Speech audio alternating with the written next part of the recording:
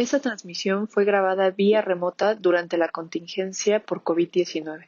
Le pedimos a nuestro auditorio su comprensión por cualquier falla que pueda presentarse en el audio o en la continuidad de este episodio. Por favor, quédense en casa. Laika Notebooks. No todos los círculos son redondos. Planta Libre, el único podcast de arquitectura amigable para los y los no arquitectos, con @MariaNeón, Edmundo Terán y Úrsula Schuhoff, un podcast de Portavoz.tv.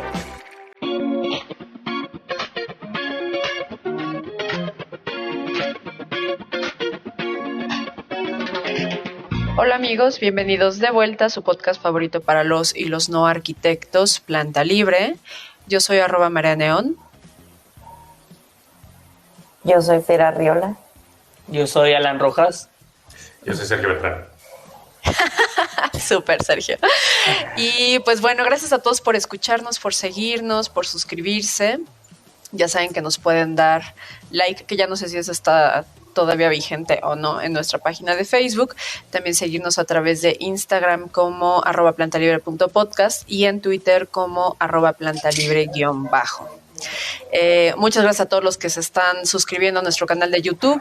Recuerden darle como clic a la campanita para que se puedan suscribir y cada vez que empecemos a transmitir algún programa o tengamos contenido nuevo, pues les llegue como una notificación y no se pierdan nada de lo que estamos tramando entre manos. Entonces, pues bueno, muchas gracias a todos por escucharnos. Por ahí andaba pendiente de aquella situación de hace 15 días que íbamos a platicar sobre el Pritzker, que sí lo hicieron Edmundo y Fer, que por vicisitudes de la vida no salió en vivo, pero a partir del día de hoy va a estar disponible en nuestro canal. Entonces, para quienes nos estuvieron preguntando por Instagram, pues bueno, el día de hoy ya va a estar disponible para todos ustedes. Hoy tenemos súper invitado que ya habíamos agendado desde ya hace mucho tiempo. Está con nosotros Sergio y pues hay muchas cosas interesantes que platicar. Alan se va a poder acordar porque él estuvo en ese programa que en algún momento hablamos como de arquitectura forense y quedaron ahí como muchos temas pendientes y sobre la mesa. Y pues el día de hoy pues está Sergio Beltrán García para platicar de eso y otras cosas más. Entonces, pues bueno, Sergio, bienvenido. Muchas gracias por estar el día de hoy con nosotros. Gracias a ustedes, Fer, Alan, Marco. ¿Qué onda? Gracias. Sí. Y bueno, pues a Sergio viene casi llegando. Tienes poquito que regresaste a México y me gustaría que nos cuentes primero que nada, o más bien que tú te presentes con el auditorio, porque luego no nos gusta tanto leer la cartilla de el señor tiene su maestría. Entonces mejor cuéntanos desde tus palabras, o más bien a nuestro auditorio para que te conozca, qué haces de tu vida, qué has hecho últimamente. Va. Pues bueno, yo estudié arquitectura en la UNAM. Inicié mis estudios en 2007 y a mí me tocó, mientras estudiaba arquitectura, pues ver cómo inició y empezó a volverse imposible de ignorar la violencia en México. Entonces, pues lo primero que yo diría es que pues me formé como arquitecto en ese contexto. Y el trabajo que hago responde a ese contexto que desafortunadamente pues, se mantiene vigente. Entonces, pues sí, acabé la carrera en la UNAM, hice una tesis teórica porque me interesaba mucho investigar la memoria y los memoriales. Esa fue la primera forma que yo empecé a responder la pregunta de qué hace un arquitecto en un país violento, o cómo un arquitecto se suma a los esfuerzos para tratar de mitigar esa violencia. Y lo primero fue justo los memoriales, ¿no? Yo veía víctimas, muchos grupos de víctimas que estaban buscando acceder a su derecho a la memoria a través de la construcción de un memorial, y no noté yo que había suficiente discurso o discusiones sobre pues, cómo hacer un buen memorial, lo que significa hacer un memorial que cumpla con lo que las víctimas quieren. Para no meterme en detalles, eso lo puedo platicar más adelante si quieren, pero pues eso fue por unos años lo que hice, acompañar a víctimas en sus procesos de construcción de memoriales y de buscar su derecho a la memoria. Pero eventualmente fui a una me encontré una exposición en el MUAC, en la UNAM, que probablemente varios de ustedes fueron, en septiembre de 2017, que fue esta exposición de Forensic Architecture sobre el caso Ayotzinapa, que de hecho justo hoy se dio el tercer informe sobre el grupo de expertos independientes. Y pues de ahí empezó un segundo viaje que me llevó a hacer una maestría en Londres con Forensic Architecture y trabajar con ellos hasta la fecha. Y estoy de vuelta aquí en México, pues viendo qué sigue. Bueno, Sergio, a ver, creo que me gustaría partir sobre... creo que hemos tratado de disociar no puedo decir si hemos, pero es común disociar la participación activa y política con la arquitectura, ¿no? Sabemos como que en la historia de los arquitectos, pues muchos han colaborado con ciertos, pues no sé, con el régimen en turno y pues se sabe desde muchísimo tiempo atrás del arquitecto del poder, ¿no? Desde hace siempre. Entonces, creo que a veces la postura del arquitecto, y es una pena que no esté Edmundo con nosotros, que también es otro colaborador del podcast, y él siempre me regaña, como de que tratemos de ser pues un poco apolíticos, ¿no? Cuando estamos hablando por acá, pero yo creo que es sumamente importante no solo estar enterados de qué es lo que está pasando en el mundo, porque eso cambia por completo, creo, la discusión o lo que es, a mi forma de ver, lo relevante en términos de arquitectura per se, ¿no? No tanto como el objeto arquitectónico, estético, fotografiable, premiable, etcétera. Pero quiero que desde tu experiencia me cuentes cómo percibes esta cuestión del arquitecto apolítico o del arquitecto que simplemente se deslinda por completo de todos estos temas medio... pues dolorosos, ¿no? Indignantes, rasposos, que es, como decías, bueno, el caso de Ayotzinapa, estuviste involucrado en esto del movimiento Yo Soy 132, y también cuando vino lo del terremoto del 19 de septiembre del 2017, y también, no sé, en alguna ocasión hace poquito también platicamos con Onis Luque, que él también tiene como su forma de expresar su punto de vista y su opinión con respecto a, no sé, en este caso, él en concreto, la opacidad con la que se construye en la Ciudad de México, ¿no? Por decir.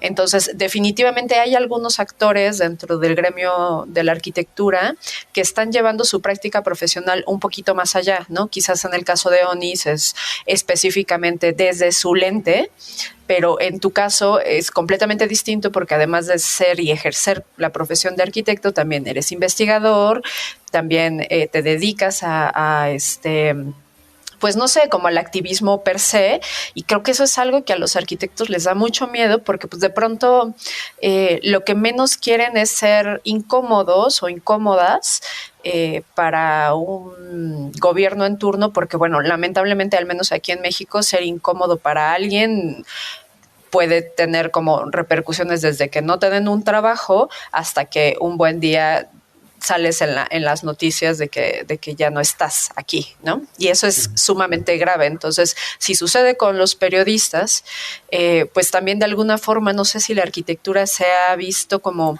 muy atrás, muy restringida en su participación activa y creo que si algo caracteriza al menos la cuestión de corrupción aquí en México es precisamente que la industria de la construcción y de la arquitectura es...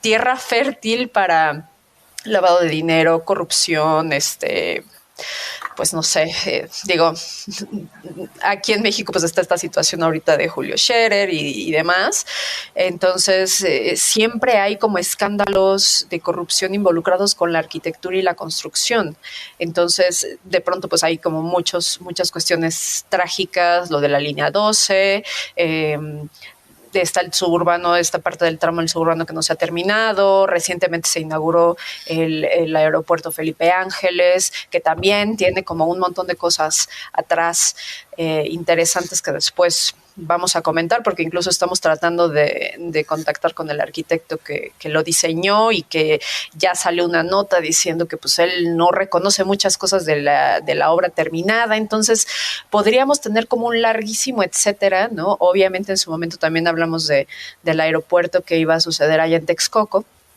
Entonces, evidentemente no está desligada, ¿no? La arquitectura y la política, ni las políticas públicas, pero cuéntanos desde tu experiencia cómo percibes esta situación. Pues bueno, comenzando quizá cronológicamente, ¿no? Cuando tú mencionas, pues, los arquitectos el arquitecto del poder, ¿no? Y pues, los clásicos ejemplos que tenemos en el modernismo mexicano, o sea, desde un Ramírez Vázquez a Pani, ¿no? Que Pani hasta incluso fue, pues no sé si candidato, pero sí estaba en la lista, en la bolsa de los que iba a señalar el presidente en turno, que podría ser candidato. O sea, un arquitecto pudo haber sido presidente de México. Toda esa arquitectura tenía un fin propagandístico. Y es algo que se ha estudiado, hay mucha literatura. O sea, incluso el lugar donde yo estudié, Ciudad Universitaria, sí es una pieza de infraestructura importantísima hasta la fecha, pero eso no le exime de haber sido también un proyecto propagandístico, ¿no? La arquitectura, pues está esta frase, ¿no? Del photograph, finish, forget. Bueno, perdón, finish, photograph, forget. Que como que creo que resume muy bien cómo la obra pública y la arquitectura de autor nunca ha estado desligado de los procesos políticos de cualquier lugar, pero hablando de México. Por otro lado, creo que es absurdo que los arquitectos se presuman apolíticos, porque no hay tal cosa como algo apolítico. Vivimos en sociedad, vivimos entrelazados con todas estas relaciones humanas que son políticas. Entonces, creo que si un arquitecto parte desde el lugar en el que piensa que no va a dialogar con el poder económico, con el poder político, está equivocado. Por otro lado, está también la educación que recibimos como arquitectos, o al menos la que yo recibí de 2007 a 2012 en la UNAM, en la cual se nos desincentivaba bastante mirar el trabajo que realizábamos y sus consecuencias políticas. Creo que viví una escuela en la que lo más político que se consideraba el diseño era realizar intervenciones o estudios sobre temas de interés de vivienda de interés social, y empezaba apenas el tema urbanístico, al menos en la carrera de arquitectura. O sea, se entendía esa forma política quizá como diseño para lo público. Pero creo que, o sea, esa preparación que se nos da para insertarnos en el mercado laboral, pues sí intencionalmente nos distrae de, insisto, las consecuencias tanto positivas como negativas que tiene el trabajo de arquitectura en las relaciones humanas y en la esfera pública. Entonces, eso a mí nunca me convenció, ¿no? Ahora, por otro lado también está el mercado, o sea, ya insertos en el mercado laboral. ¿Quiénes son tus clientes? ¿Quiénes son, qué es lo que aspira un arquitecto? Si es que quiere ser proyectista, si es que quiere desarrollar, ser una empresa que desarrolla viviendas o oficinas. Pues quieres llevar la fiesta en paz, como se dice, ¿no? Con las autoridades que son, al final del día, quienes tienen el poder de sí permitirte construir algo o no. Y se vuelve muy peligroso ser alguien que tiene un perfil público que antagoniza a esos poderes. Y es algo que yo he sufrido constantemente. O sea, creo que ya estoy vetadísimo de varios espacios por el activismo que he ejercido y por ser tan vocal en contra de pues, estos quienes en turno estén tomando esas posiciones de poder político y económico. Entonces, o sea, es eso. O sea, en esencia es no considero que siga siendo prudente considerar que estamos exentos de eso. Nos vamos a enlodar de alguna forma u otra. Y realmente se trata de tomar postura ante ello. Una postura podría ser de ignorarlo y llevarla bien, pasar la ola, y la otra es de resistirlo. Y yo lo resisto porque a mí me causa mucho sufrimiento ver el sufrimiento de otros. No lo puedo ignorar, Por eso nunca he trabajado en un despacho donde sé que el desarrollo de vivienda que están haciendo está despojando o está quitando a alguien de una colonia, de un barrio. Por eso también no he trabajado yo en proyectos de gobierno, porque yo he trabajado con y en contra de gobierno a nivel local, estatal, Ciudad de México, no, pero a nivel capital y a nivel federal. Incluso he tenido que, en algunos proyectos, desistir del rol que me habían dado como diseñador, porque noté que las víctimas estaban empezando a sufrir por el trabajo que yo estaba realizando como arquitecto. Entonces, desde ahí es donde yo parto. O sea, a mí, si bien no soy partidista, porque no me convence que exista una estructura de partido político que pueda como... soy apartidista, pero sí soy tremendamente político. Y yo no pretendo yo aún dar lecciones sobre eso a mis compañeros arquitectos, pero en lo personal, sí, yo sí diría como, no, más bien toma una postura y sé congruente con ella, la que sea, pero no actúes como que tu trabajo no está inserto en y tiene consecuencias en lo político. Ok. A ver, Alan, que te veo así con carita de sueño. Pero ay, no, es que tenía el micrófono desactivado, como estaba aquí en personas, pero bueno, no, escuchándote la verdad, pues sí, o sea, obviamente es imposible despegar ese tema político de la arquitectura, ¿no? Al final de todo, un ejemplo muy claro, los sindicatos, que de repente llega uno, llega otro para la obra. Todo ese tema de gestoría, pues es un rollo al final, porque pues es un tema de corrupción muy, muy, muy cabrón, y al final uno trata de adaptarse. Saliéndome un poco del tema de esto, o sea, del tema de politizar la arquitectura, yo quisiera, como empezaste con un tema muy importante que es que has trabajado en memoriales.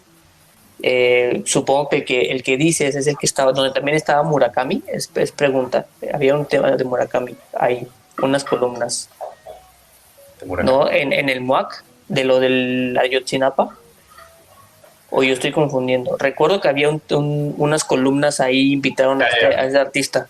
No, Ai Weiwei, estuvieron dos exposiciones. Fueron dos exposiciones, la de Ai Weiwei y la de Forensic Architecture. La de Forensic Architecture fue como 1 año y medio antes. Ok. Estaba confundiendo el nombre y estaba mezclando ahí las dos exposiciones. Está bien. Mi pregunta iba más enfocada a todos los que no conocen. Quizá yo tengo un concepto de qué es un memorial, pero me gustaría tú que dijeras qué es un memorial. Pues va, y creo que con eso podemos bajar el balón de lo que estaba, del choro que me eché antes, porque eso es una forma muy concreta de explicar cómo sí es político, ¿no? Y cómo existen, porque en el tema de los memoriales juegan papeles muy importantes los arquitectos que tanto se consideran apolíticos como los que sí toman postura. Y comienzo con el ejemplo que de hecho me llevó a mí a empezar a ver la memoria y los memoriales, que fue el Arco Bicentenario, o hoy mejor conocido como Estela de Luz, o el concurso del Arco Bicentenario. Porque ahí lo que yo veía como estudiante, esto fue en 2008 cuando se lanzó ese concurso,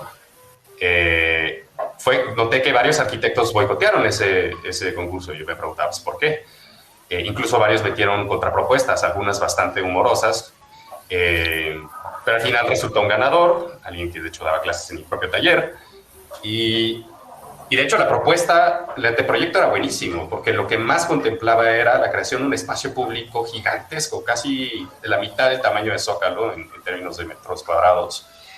Pero lo único que se construyó fue lo vistoso, que fue la estela. Entonces, al ver esa obra, yo me preguntaba bastante, bueno, ¿qué significa? ¿Por qué esto significa 200 años de ser mexicano, no? O sea, yo intuía que había un problema de conceptualización ahí y empecé a investigar cuál era, y así fue como llegué a la memoria. Y mientras yo me fui a intercambio a Alemania, a Berlín, que como varios saben es una ciudad con muchísimos memoriales. Esto fue de 2010 a 2011. Y estaba yo cazando varios memoriales. De hecho, breve anécdota, pero yo me convencí de estudiar arquitectura un día que entré en 2006 a un memorial en Alemania. Y por primera vez sentí el espacio como verme. Por primera vez sentí el poder estético de la arquitectura como si fuera una canción o una película, o sea, imposible de ignorar, no algo que pasaba por mi raciocinio así de, sí, no, genuinamente me sentí conmovido y eso me llamó muchísimo la atención. Años después que regreso a Berlín, sigo yo hoy cultivando esta obsesión por los memoriales, pero en paralelo sí empieza este primer pico de homicidios que culminó en mayo de 2011, que fue el contexto en el que surge el Movimiento por la Paz con Justicia y Dignidad, y se le da forma a un movimiento, se le da forma al siguiente paso del movimiento de derechos humanos en México que hasta la fecha, y de hecho hoy se cumplieron 11 años de Movimiento por la Paz con Justicia y Dignidad. Entonces, yo lo que hago es, me gusta, o sea, tengo una obsesión con los memoriales. En México hay una guerra que muy pocas personas están reconociendo. Y yo de donde partí fue, eventualmente vamos a construir memoriales en México a las víctimas que ya están aquí, ¿no? Y entonces regreso a México, sí pasa, yo soy 132, sigo investigando, hago mi tesis. Y eventualmente llega el concurso del memorial a las víctimas de la violencia en México. Que fue, o sea, el concurso sale promulgado por presidencia, por Felipe Calderón, quien inició esta guerra. Y es un concurso que tiene 1 mes para entregar propuestas y 3 para construirse. Y ahí es donde me enfrento con esta directamente cara a cara la primera vez con la postura de un arquitecto, llamémosle apolítico, y yo tratando de como de expresar que no podemos hacer este memorial como si fuera cualquier otra escultura o monumento. Y ahí, Alan, es donde se empieza a formar esta idea con la que hoy trabajo, más que nada de manera pedagógica, de distinguir entre monumento y memorial, en donde el monumento es un objeto que ocupa espacio con el puro objetivo de recordar el pasado. Pero el memorial es un espacio, o es la acción de crear espacio, no solo para recordar el pasado, sino para poder enfrentar esos problemas del pasado que aún siguen en el presente y que probablemente en un futuro cercano o lejano van a volver a expresarse como violencia. Entonces, y ya lo he visto, desde entonces he visto muchos concursos donde varios arquitectos, como el del 19, ¿no?, meten concursos, escoge un ganador, las víctimas jamás se les preguntó qué querían, cómo querían ser reparadas. No se entiende que hay un discurso de derechos humanos importantísimo que atraviesa la creación de memoriales y monumentos, espacios de memoria. Y bueno, regreso a mí, jamás en la Facultad de Arquitectura se me habló sobre derechos humanos, jamás. Y quizá hoy sí hay un discurso sobre derechos humanos en términos del derecho a la movilidad, el derecho a una vida sin violencia. O sea, sé que ahí se está gestando el tema de género, pero siento que todavía no nos hemos enfrentado como gremio cara a cara a que si los arquitectos vamos a estar trabajando en un espacio que en un contexto que genera violencia, necesitamos saber derechos humanos, porque esa es la guía que nos va a permitir acompañar a personas que sufren violencia y poder dar servicios de diseño que necesitan. Las víctimas no solo necesitan abogados, psicólogos o periodistas o activistas, necesitan también diseñadores. Y no podemos los arquitectos acercarnos a un problema de diseño cuando hay un tema de derechos humanos involucrado, simplemente con nuestras epistemologías de arquitectura. Necesitamos saber más, necesitamos saber de leyes, necesitamos saber de derechos humanos, de la Constitución, porque ahí es donde muchos de los arquitectos nos convertimos en victimarios, callando la voz de esas víctimas e imponiendo algo que pensamos que es un memorial, pero en realidad es un monumento que no va a representar la voz de las víctimas, sino va a sustituirlo. Y eso a mí me parece tremendamente grave. Me parece tremendamente grave y trágico que hayan arquitectos que se presten a eso. Ok. Oye, bueno, yo también quería retomar ese tema del memorial, pero aquí, por ejemplo, bueno, no sé, me surge, digo, obviamente, digo, sé que claro que funciona o hay una repercusión positiva, digo, de cierta forma, el hecho de que existe el memorial, porque como dices, pues es recordar el pasado y tener esto presente porque en algún momento a lo mejor vuelve a suceder, ¿no? Bueno, por ejemplo, esto justo que acabas de decir al final, o sea, no sé, a lo mejor algún ejemplo de algún memorial, o sea, o algún monumento que esté, o sea, ejecutado erróneamente o que haya sido como este caso fallido, y uno que sí sea exitoso. O sea, ¿sí me expliqué? Sí. Sí. Y creo que es importante, o sea, insistir en que la distinción que yo hago entre memorial y monumentos sí está fundamentado en varias cosas que no me da tiempo ahorita como explicar a profundidad. Pero esa distinción, o sea, yo trazo esa dicotomía, esa falsa dicotomía, para poder expresar un punto pedagógico. O sea, frecuentemente yo tengo unas juntas donde tengo 5 minutos para explicar por qué no hay que hacer un monumento y por qué sí hay que hacer un memorial, ¿no? Entonces, o sea, con eso digo, esta distinción es solo pedagógica, no es real, es en realidad un espectro. Pero para contestar tu pregunta, Fer, varios, o sea, el primero, digo, ya hay dos que medio mencioné. El primero es el de Felipe Calderón, que es este monumento que está al lado de Campo Marte, en Avenida Reforma, en la Ciudad de México. ¿Por qué? ¿Por qué no es un memorial y sí es un monumento? Primero, la convocatoria que dio, o las discusiones que dieron forma a la convocatoria, no incluyeron a víctimas. Es decir, es como si nosotros diseñáramos la casa de alguien y jamás le preguntamos a esa persona cómo vive, cómo habita, ¿no? Eso es inconcebible. Todos los arquitectos se nos enseña eso, que es, tienes que escuchar a tu cliente. Bueno, aquí los clientes son las víctimas, no es el gobierno. ¿Cómo vas a hacer un memorial en el cual las víctimas no tuvieron ninguna palabra para decir queremos esto, queremos eso, queremos que se recuerde de esta forma, queremos que se nos repare el daño que nos han hecho a través de este proyecto de tal forma? En el de Calderón no se hizo, tampoco se hizo en el concurso del Memorial 19S de 2018. Lo segundo es, ¿dónde se gestan estas conversaciones? Pues deberían de ser espacios incluyentes, donde haya acceso, al menos para las personas que vivieron directamente esa violencia. Y estos dos casos se hicieron a puerta cerrada y jamás abiertos al escrutinio público. Lo siguiente también es la escala, algo muy fácil que tenemos. O sea, la escala, ¿por qué debe de ser monumental cuando en realidad la memoria vive en las personas, en las conversaciones que tenemos, en las formas de organizarnos y reunir y dialogar y debatir y proponernos acciones para poder mitigar las causas que causan violencia? Pero el monumento insiste en tener la escala monumental para ser visto, para no ser intervenido. Y sí habla mucho cuando piensas que el objeto de memoria es un objeto tal cual, una escultura, a comparación cuando reconoces que el lugar donde habita la memoria es en las personas. Los objetos que construimos y diseñamos en los memoriales solo son una excusa para poder marcar un recinto donde podamos llevar esas actividades, pero lo importante es la gente. Y los memoriales son procesos que deberían estar todo el tiempo moviéndose, deben de estar siempre evolucionando, son impredecibles, difíciles de controlar. Eso es muy riesgoso para un político que quiere controlar la narrativa y el daño político de una tragedia. Los monumentos buscan ser fijos, o sea, el día que los inauguras, así deben de quedarse para siempre. El memorial, no, el día que lo inauguras apenas está comenzando su vida. Y eso también está para estos dos casos. Pero pues quizá, como puedo mencionar otro en el que estuve involucrado, que fue el Memorial News Divine, en el cual este es un proyecto en el que conocí a las víctimas a finales de 2012, y en abril de 2013 el gobierno de la Ciudad de México invita a las víctimas del News Divine. Perdón, ¿será importante mencionar qué fue el News Divine o...? Sí, justo ahorita que, bueno, nos compartió Marle, tu portafolio, bueno, tu página, justo estaba pensando en lo que decías de que no es algo como estático, ¿no? O sea, no es un monumento, sino es que pues al final se realizan actividades, ¿no? Pero bueno, mejor tú descríbenos ese proyecto.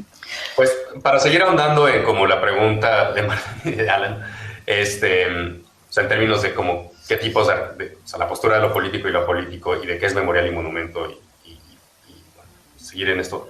El News Divine fue un caso de eso, ¿no? En abril del 2013, cuando el gobierno de la Ciudad de México invita a las familias del News Divine, perdón, paréntesis, en muy pocas palabras, el News Divine fue un evento el 20 de junio de 2008, mi primer año en arquitectura, pasó esto, donde la policía capitalina no hizo una intervención en un, pues es que no era un antro, era discoteca, no sé, lugar para tardeadas. Sí. O sea, cerraba a las 8 de la noche. Sí, hasta conoció gente que fue, o sea, como, bueno, el tema es que... Como un bar o algo así, sí, ¿no? Podrías decir. Es que bar implica alcohol y es muy importante como dejar claro que no se vendía alcohol en las horas que los jóvenes estaban en esta discoteca. Iban ahí a bailar reggaetón. En 2008, escuchar reggaetón en México era como escuchar hip hop en los 90s en Estados Unidos, era automáticamente criminalizado. No comulgo con estas palabras, pero la frase chácara de reggaetonero era un estereotipo que se le puso a los que iban al News Divine. Y por lo tanto, el gobierno de la Ciudad de México decidió redar ese lugar sin planeación y terminó causando un embudo donde se asfixiaron 13 personas. No solo eso, sino que encima manipularon evidencia, ocultaron evidencia para que no se supiera por qué salió tan mal. Y bueno, afortunadamente la Comisión de Derechos Humanos tenía un titular muy bueno en aquel entonces y en octubre de 2018 saca un reporte, unos 5 meses después, donde se sabe todo. Y la recomendación dice que se tiene que construir un memorial específicamente para dignificar la memoria de los jóvenes que fallecieron. Es decir, que no eran drogadictos, no eran criminales, eran chavos que nada estaban bailando reggaetón un viernes que acabó el ciclo escolar. Entonces, eso es lo que da pie que en abril de 2013 las familias sean invitadas por el gobierno a dialogar sobre el memorial. ¿Cómo lo vamos a hacer? A mí me invitan a la segunda reunión que tienen como asesor. Sergio, porfa, acompáñanos. Sabemos, ya te habíamos escuchado hablar de memoria, lo que sea. Yo voy un par de veces a esa reunión y me doy cuenta que ya tenían un proyecto hecho, que querían poner la primera piedra 2 meses después. O sea, era la clásica fórmula que yo ya había visto en Calderón y que años después vería otra vez en el 19S y que sigo viendo en muchos otros lugares, de el memorial como vehículo de propaganda política para controlar la narrativa de un evento donde el Estado falló. Y de eso no se trata un memorial, de eso se puede tratar un monumento. Entonces lo que hacemos es solicitar que se reponga el proceso desde cero, nos lo conceden y inicia 9 meses en los que tenemos 2 reuniones semanales de 3 horas en la cual solamente imaginamos y pensamos en las posibilidades de este memorial. Y al final pasamos de las literalmente 2 estelas que había propuesto el gobierno de la Ciudad de México, querían poner 2 estelas ni siquiera sabían de qué material, o sea, muy como lo hizo Gaeta en Springal en Forma. O sea, esta estelitis que hay con los memoriales. En vez de eso, proponemos recuperar lo que el evento del News Divine quitó, que es un espacio para juventudes. Sí, se puede bailar reggaetón en el News Divine. Ahorita está cerrado, no lo han reabierto por la pandemia. Pero también talleres que fortalecen capacidades educativas. No sé, se llegaron a dar también talleres ahí para preparar a gente que el examen del Poli o de la UNAM, también batallas de rap, también cine, danza aérea, o sea, un espacio en el cual las juventudes que antes se les había negado su derecho al esparcimiento libre, estamos hablando de la periferia norte, bueno, no usa la palabra periferia, pero literalmente en el perímetro norte de la Ciudad de México, a 200 metros del Estado de México es donde fue esto. Entonces el memorial tenía que dar ese espacio precario que se les quitó y dárselos de una manera digna y fuerte para que sea muy difícil quitárselos otra vez y que las juventudes decidan qué hacer con ese espacio. A ver, yo quisiera a propósito que está Fer aquí, Fer es de Chihuahua, entonces ahí quiero porque también Chihuahua es un estado ejemplar para mal, por decir así, es un caso de esta, como decía Sergio, de un gran caso de cómo el Estado falló y México tristemente tiene muchos casos del Estado fallando una y otra vez en diferentes lados, bajo diferentes circunstancias. Y aquí lo que yo he notado y también quisiera como que Fer nos cuente cómo ha sido su experiencia o cómo es que ella vivió los últimos años o los años que todavía estaba por allá. Lo que sí pasa es que si el Estado, si el gobierno no les da estos memoriales, la gente los hace. Ajá. Uh-huh. Entonces, ¿qué es la primera acción? En cuanto un espacio se ve violentado o que ocurre como algún hecho violento, lo primero que hace la gente es ir al lugar y dejar veladoras, fotografías, notas, mensajes. O sea, como que la primera reacción de las personas es acotar que algo sucedió ahí, ¿no? Entonces, y podemos tener muchísimos ejemplos, sucedió cuando el Bataclan en París también. Entonces, ¿qué es lo que a nosotros nos está faltando como arquitectos? Que la gente intuitivamente lo sabe, y es absurdo pensar como que nosotros ni los gobiernos en turno, quien sea, sean tan insensibles ante algo tan instintivo y tan natural como crear este espacio en donde se va a recordar. Entonces la gente lo hace, ya sea con una cruz, ya sea con una nota, ya sea con, no sé, por ejemplo, con cerca una bicicleta.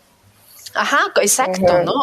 Entonces, de pronto lo que dice Sergio es muy cierto, o sea, en las ciudades lo que buscan es crear esa especie como de hitos urbanos, que es algo completamente diferente, ¿no? O sea, quizás incluso que se pueden prestar a la burla y a los chistes, y ahí tienen la suavicrema, ¿no? Y entonces ese es un caso como no solamente de un despilfarro de presupuesto público, sino que no está cumpliendo con su función. O sea, simplemente la gente ya se vuelve como el hito turístico para ir a tomarse la foto y decir, mira, ya vi la suavicrema en vivo y a todo color, pero se pierde completamente la esencia. Entonces, sí hay como una brecha impresionante entre esta falta de sensibilidad y de naturalidad, ¿no? De cómo sí lo hacemos o lo tenemos intrínseco en nuestras reacciones, pero ya al momento de tomar las decisiones, o quienes los proponen o quienes trabajan en eso, no tienen esta sensibilidad.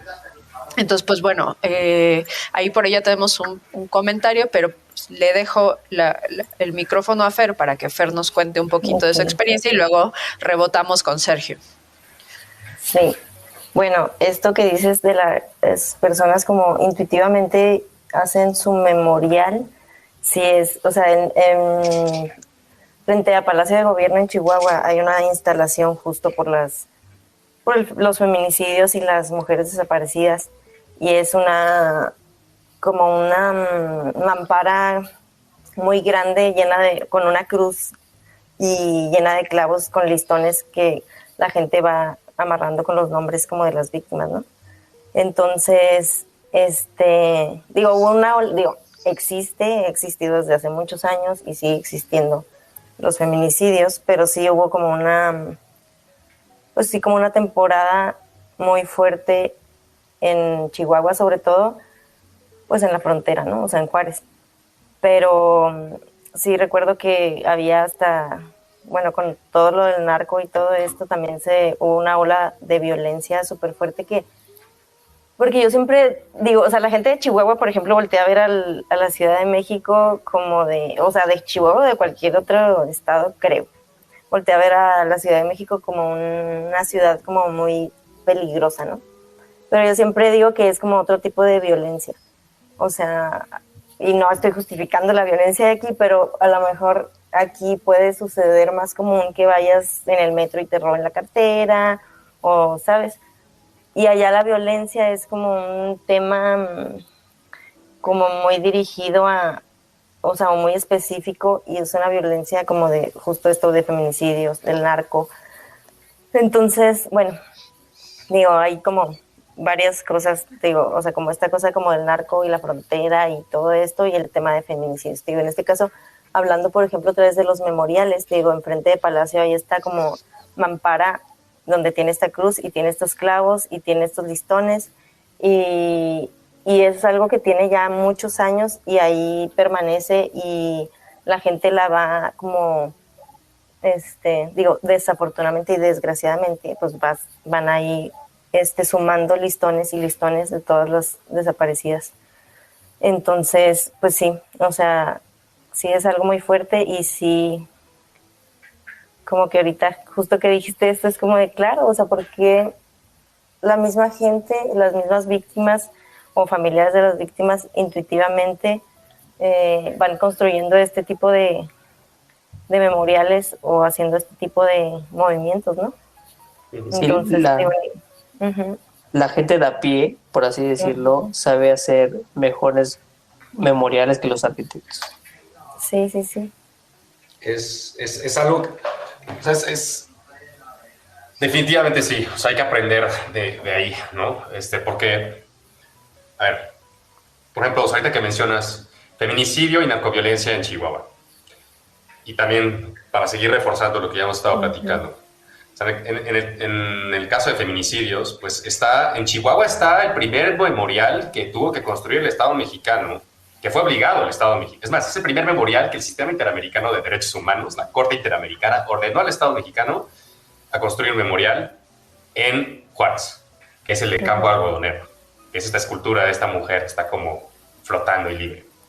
Terrible memorial. ¿Por qué? No porque haya un juicio estético que yo haga, o sea, de los valores estéticos de la escultura. Eso a mí, sinceramente, no me importa. A mí lo que me importa es qué está haciendo ese monumento memorial para salvaguardar, primero para reconocer que la violencia sigue ocurriendo. Segundo, para ¿cómo se dice? Como exhortar a las autoridades para reconocerlo y actuar sobre ello. ¿Qué está haciendo ese monumento, el de Campo Algodonero, para proteger es que suena ridículo que una escultura proteja a una persona, pero qué está haciendo cómo está siendo utilizado, cómo fue diseñado ese monumento para ser una herramienta para poder darle frente al feminicidio?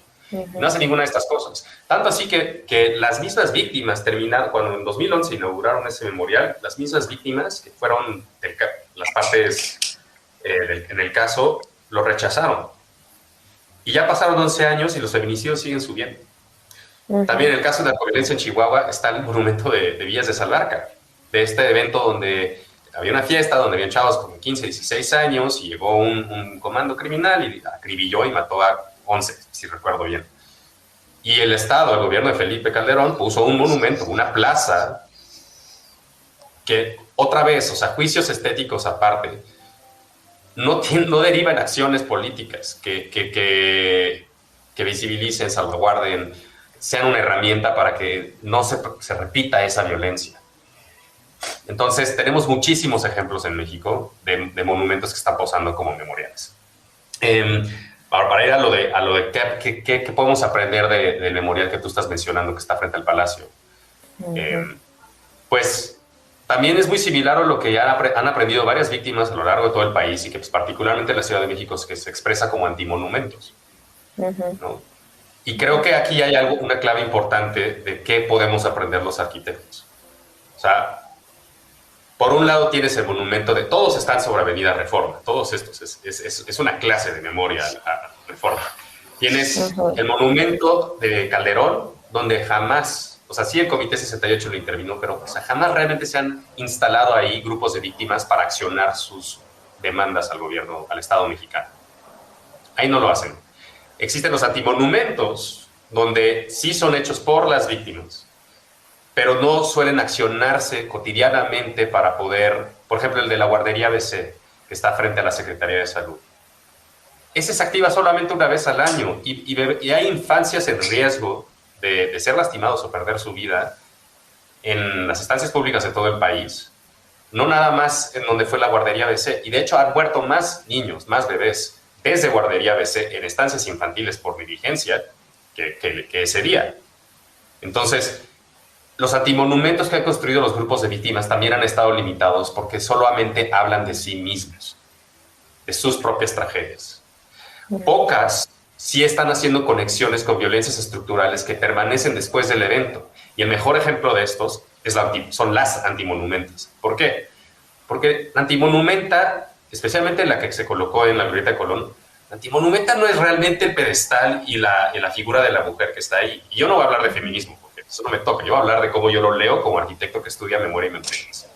Yo lo que veo es que ese espacio, ese hito, genera un espacio, un recinto, donde van personas a hablar sobre sus problemas. Sí. Y se van a organizar para tomar acciones para que las autoridades que han sido omisas lo reconozcan y lo resuelvan. Y tanto así que apenas estamos viendo el inicio del antimonumento. espero.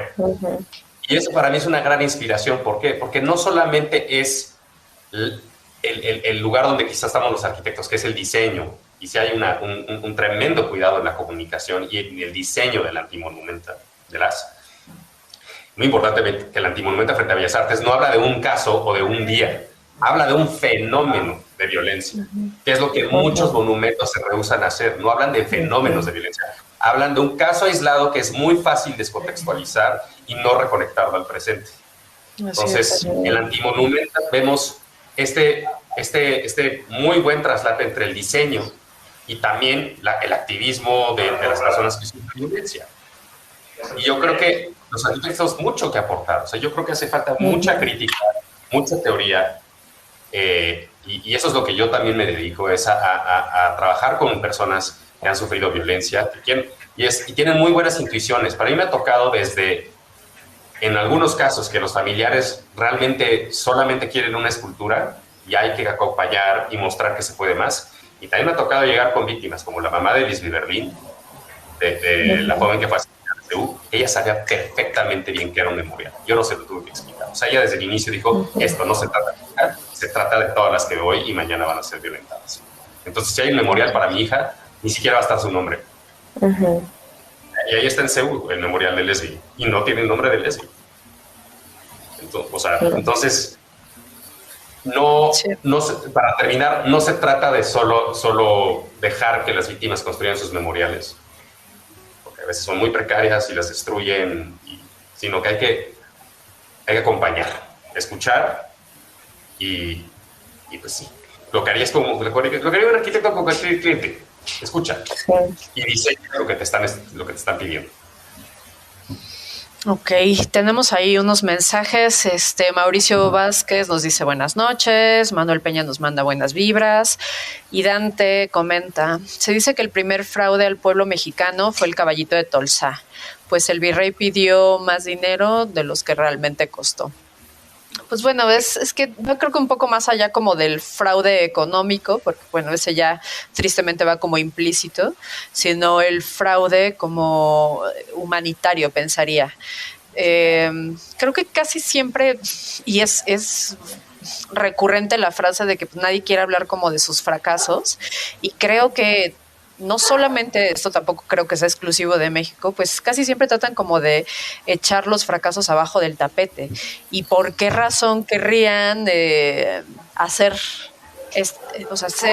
un memorial con todo este contexto del que estamos hablando, si va a estar recordándoles una y otra vez sus fallos, ¿no? O sea, como que creo que de alguna forma también está esta parte de querer disimularlo, ¿no? Y que de pronto se pierda y que cobre como resignificarlo a través de estos valores estéticos, más allá de mantener vivo, mantener abierta la herida, ¿no? Porque lo que nos cuenta Fer a mí me parece... Exacto, o sea, eso que nos cuenta Fer me parece súper potente porque, lo de las muertas de Juárez, mucho se ha hablado y hay testimonios escalofriantes y sigue sucediendo y esto solamente vino a más por un montón de corrupción y por una guerra al narcotráfico y porque realmente el cuerpo de las mujeres se ve como un bien a vender, ¿no? Y a comercializar. Entonces, ¿pero qué pasa? Pues es una herida que sigue abierta y creo que es muy potente que esta pieza, ¿no? Todo el tiempo esté creciendo y tenga más y más listones porque es un recordatorio de que no se ha hecho nada, de que es una problemática que sigue sucediendo y que cada día son más y lo mismo sucede con las cruces rosas, ¿no? Que simplemente... Si verlo en fotografías es desolador, estar ahí debe de ser un golpe fuerte, ¿no? Entonces, creo que también está esta parte de querer borrar la memoria, ¿no? Borrar estas heridas y si no puedo sanarlas de fondo, pues simplemente las voy a tapar y le voy a poner una curita, aunque abajo la herida se esté pudriendo, ¿no? Entonces... que creo que es muy importante y por eso quería que estuvieras, Sergio, con nosotros hoy, hablar de estas otras cosas porque creo que está bien vivir la algarabía de la arquitectura y del objeto arquitectónico y utilizar y romantizar un montón de cosas, pero no podemos, o al menos yo no puedo vivir mi día a día sin traer estas voces que también tienen otras perspectivas, que han estado trabajando directamente con las víctimas y con los afectados, y que simplemente sentir que colaboramos a meter los problemas abajo del tapete. Y para responder a eso, o sea, bueno, es que, por ejemplo, este ejemplo que tú planteas, bueno, no, más bien esta vivencia que nos compartes, Fer, de los listones, o sea, justo una de las formas en las que yo he tratado de aprender de ahí y llevarlo un paso más adelante es un proyecto que ahorita se llama el Memorial Disperso, que lidia con un problema que tú estás mencionando, Marlene, que es que la memoria no es eminentemente una fuerza de bien o una fuerza de paz. La memoria es una arma, una herramienta que se puede usar para recordar y también se puede usar para olvidar, y se usa muchísimo para olvidar. O sea, esos gestos de poner una placa donde se menciona una víctima, una fecha, un perpetrador o perpetradores, es una forma de olvidar también. Mucha gente piensa que eso es una forma de recordar, pero si no está conectada esa placa, ese listón, esa escultura, esa plaza, al fenómeno de violencia, a las condiciones que permitieron que un día en tal fecha, en tal lugar, se reunieran las condiciones para que ese potencial de violencia explotara en un evento que recordamos. Todas esas precondicionantes son importantísimas, y si no las estamos recordando, y si no estamos generando espacios pedagógicos para enseñar por qué sucedió esa violencia, estamos de cierta forma utilizando la memoria para olvidar. Y a mí mi temor es que estamos, y esto es un temor que empecé a tener justo cuando fue lo de Calderón, pero que hoy es una realidad. Yo sí creo que el potencial tiene muchísimo riesgo de ¿cómo se dice?, de agotarse. O sea, yo creo que si no nos ponemos las pilas y vemos que los memoriales pueden ser mucho más, vamos a terminar como muchas personas que hoy ya están como ya estamos llenos de memoriales y monumentos, uno más, ¿para qué? Es que no hemos tenido memoriales. O sea, también recordemos que el género arquitectónico memorial no tiene apenas más de 100 años. O sea, fue después de la Primera Guerra Mundial que se empezaron a crear monumentos no para líderes políticos, religiosos, etcétera, sino para personas que sufrieron violencia por parte de esos poderes. O sea, yo sí creo que apenas estamos entendiendo qué es un memorial como género arquitectónico. Ya tenemos estudiadísimo lo que es un hospital, lo que es una escuela, lo que es una vivienda, pero el memorial todavía no. Y por eso aprendo de esas experiencias. Y este memorial disperso, este proyecto, o sea, lo que reconoce es la memoria es una herramienta para violencia, el poder lo utiliza para generar más violencia,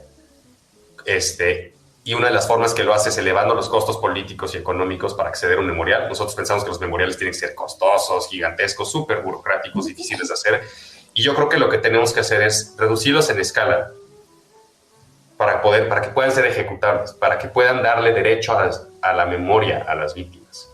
Y ahorita el memorial disperso, su primera versión fue como una banca autoconstruida, y su segunda versión, de hecho, se inspira en estos listones que tú mencionas.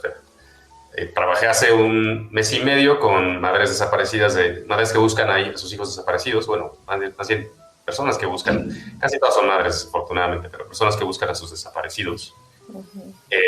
En hacer 3 prototipos de la siguiente iteración del memorial disperso, se trata de colgar listones en árboles, en las plazas públicas. Pero no nada más es un listón, sino que, también pensando en las arquitecturas digitales y las posibilidades que nos da el Internet de poder conectar historias y así visibilizar a partir de experiencias únicas, fenómenos de violencia, pues ponerle un código QR y que eso nos lleve a una plataforma donde podamos tener una base de datos, pero también que tenga quizá un buzón anónimo para poder brindar información sobre dónde están sus personas desaparecidas. O sea, es preguntarnos cómo ese gesto que nos sale tan naturalmente a las personas, tan intuitivamente, cómo podemos llevarlo al siguiente paso para que esa memoria simbólica se vuelva justicia material.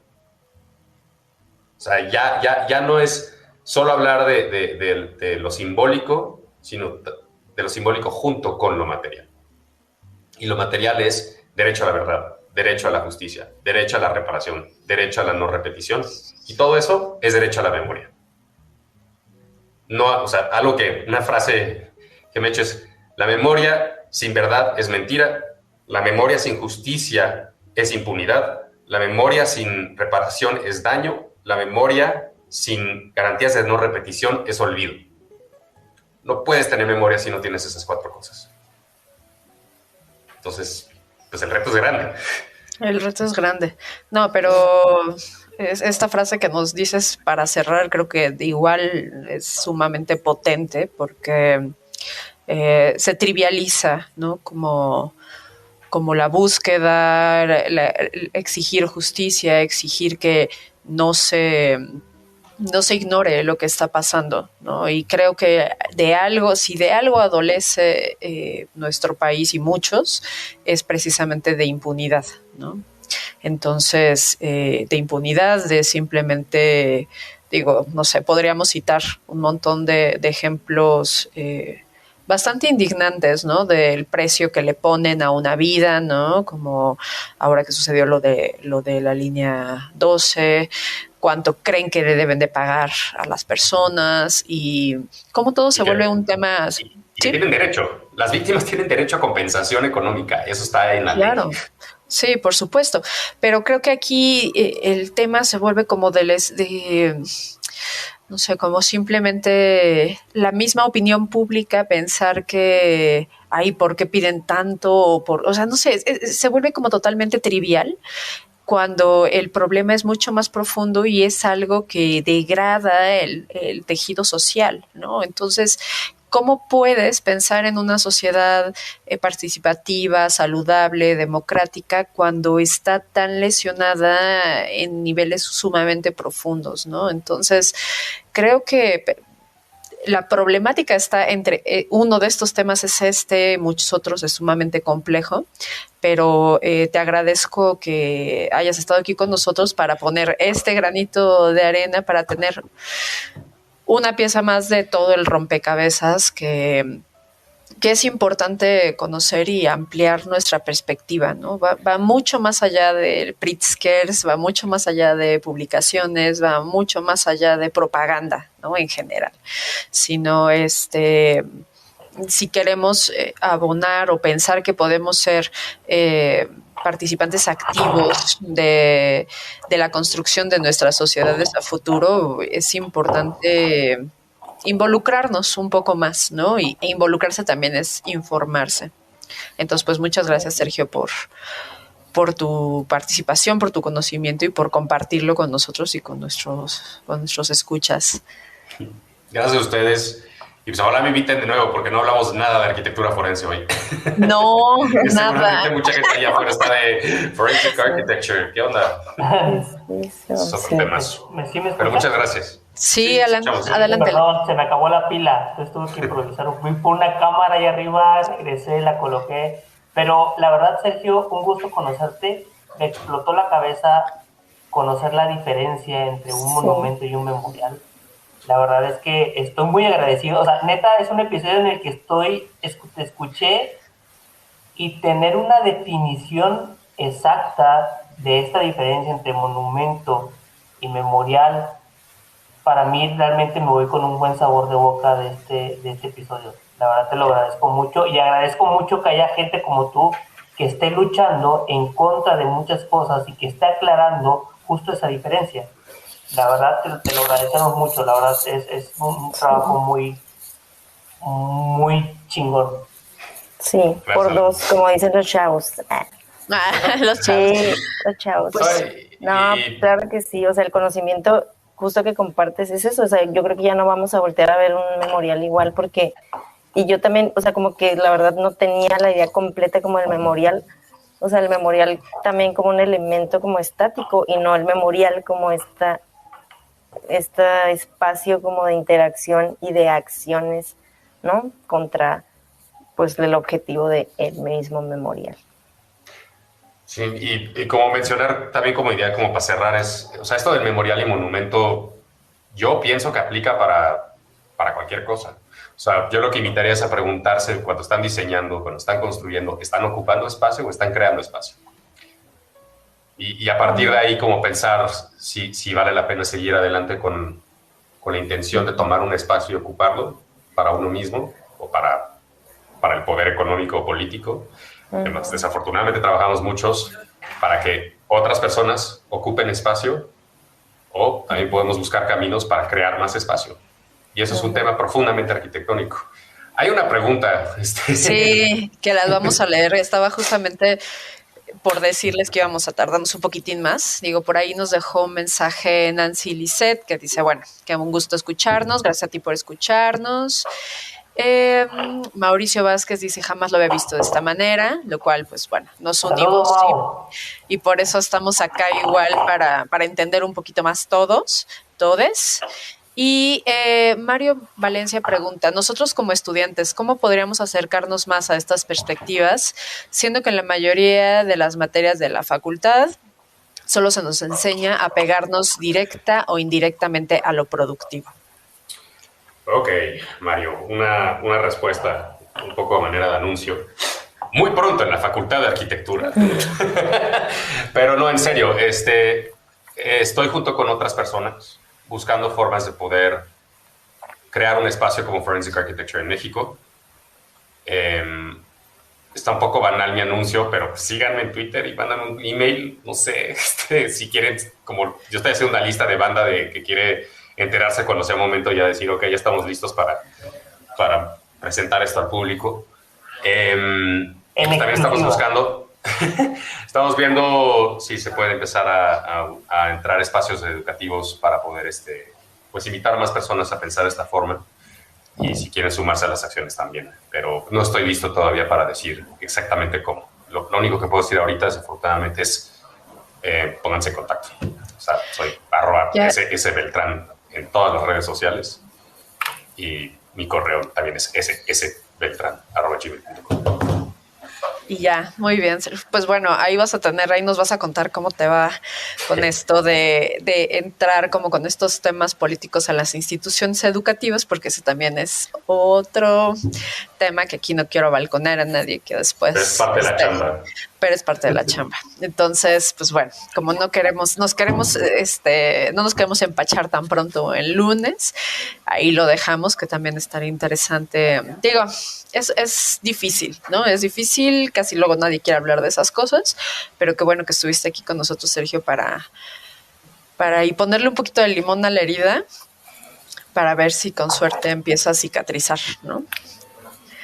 Entonces, gracias a todos por escucharnos, gracias a nuestros amigos de Laika Notebooks, que ya tenía un rato que no les mandábamos saludo, y pues ya saben dónde pueden seguir a Sergio, ya saben dónde nos pueden seguir a nosotros, y recuerden, tengan paciencia, estamos por acá, suscríbanse a nuestro canal de YouTube, compartan, califíquenos, porque pues con eso como que ayudan a que podamos llegar a más y más y más personas. Entonces, no sé, por ahí deben de estar como todas las cuestiones estas digitales, como dirían los chavos. Suscribirse. Arriba, suscríbanse en la campanita. Suscríbanse. No lo van a creer. Ahora sí que podemos poner, no vas a creer lo que pasó. Entonces, bueno, muchas gracias. Nos escuchamos y nos vemos pronto. Yo soy @marianeon. Yo soy Fer Arriola. Yo soy @nosuyala. Y tú, Sergio, con tu arroba también. Y yo soy Sergio @SS Beltrán. SS Beltrán. Pues bueno, amigues, gracias por escucharnos, gracias por vernos. Hasta la próxima. Vamos a hacer un memorial a Sergio. Oh. No. Ya se corta esta parte. Me voy a pedir que le digan. Nos vemos pronto, amigues. Hasta pronto. Bye.